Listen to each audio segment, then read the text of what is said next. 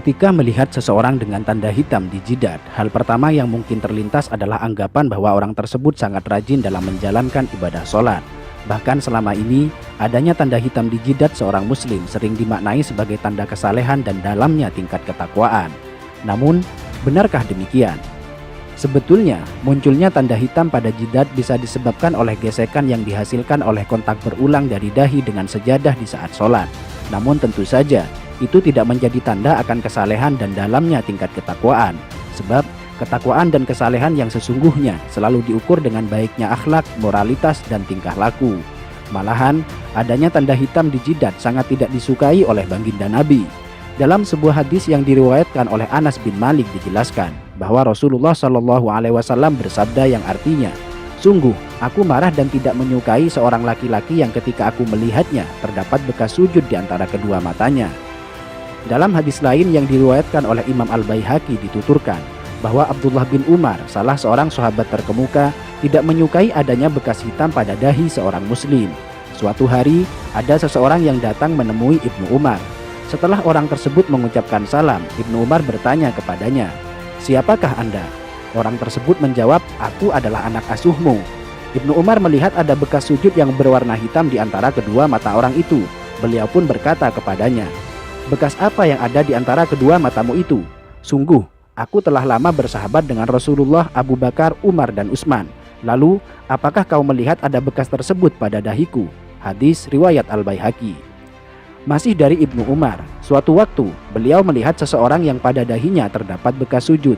Ibnu Umar berkata, "Wahai hamba Allah, sesungguhnya penampilan seseorang itu terletak pada wajahnya. Karena itu, janganlah engkau memperburuk penampilanmu." Hadis riwayat Al-Baihaqi.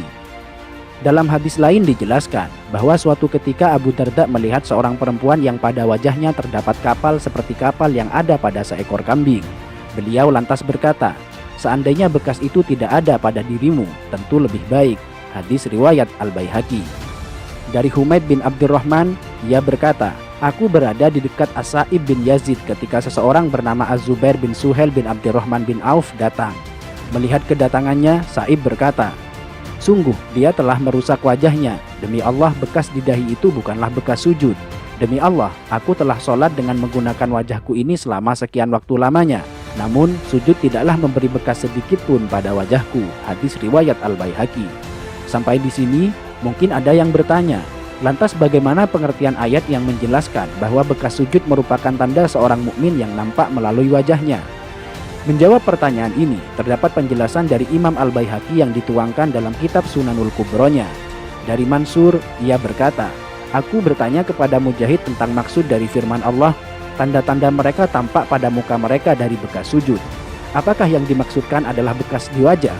Mujahid menjawab, "Bukan, bahkan ada orang yang kapalan yang ada di antara kedua matanya bagaikan kapalan yang ada pada lutut unta. Namun, dia adalah orang yang bejat. Tanda yang dimaksudkan adalah kekhusyuan." Hadis riwayat Al-Baihaqi.